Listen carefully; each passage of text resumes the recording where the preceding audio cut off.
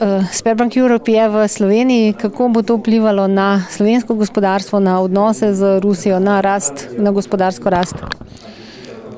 Najprej bi rad povedal, da je osnova za rast seveda kapitalizacija lokalne banke, ki je bila lani ustrezno sprovedena, tako da mi zdaj imamo kapitalsko osnovo za rast, to je kot prvi pogoj.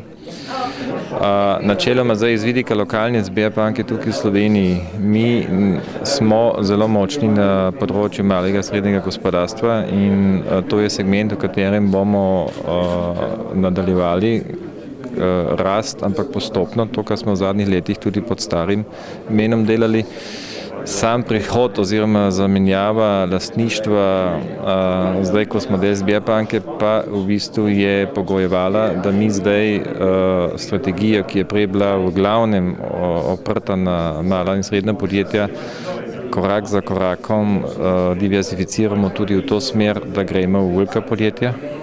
Tukaj se predvsem poslužujemo sindiciranih posojil znotraj skupine, tako da lahko tudi večje zneske velikim podjetjem ponujamo. To je ena zadeva, druga zadeva pa je zelo pomembno in tudi logično, da imamo v strategiji zapisano, da hočemo biti tudi most med Slovenijo, Rusijo in državami bivše Sovjetske zveze. In to v bistvu razvijamo korak za korakom. Dogaja se to pod imenom Trade Finance.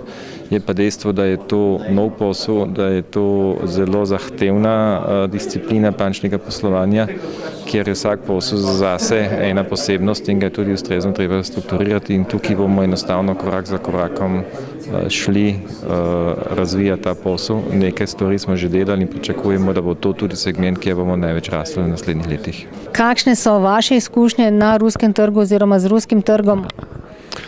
Ja, moram reči, da Dol se je rodil v Rusiji. To je bil naš prvi trg, na katerem smo prisotni praktično od ustanovitve podjetja. To je zdaj 20 let.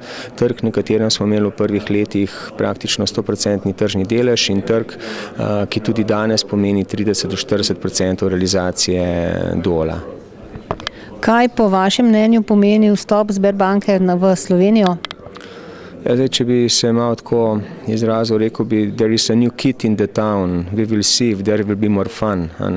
Res, da Sberbanka kot ena največjih bank na svetu se je pojavila tukaj, vendar ko govorimo o Sberbanki Slovenije, govorimo kljub samo o komercialni banki.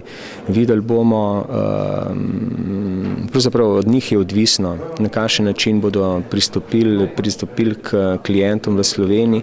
Je pa tako, moja ocena je, da vsi dobri klienti so tako ali tako razprodani, zdaj pa ali bodo šli v riziko pridobivanja novih klientov z kakšnimi drugimi vašimi metodami, pa zelo težko ocenam.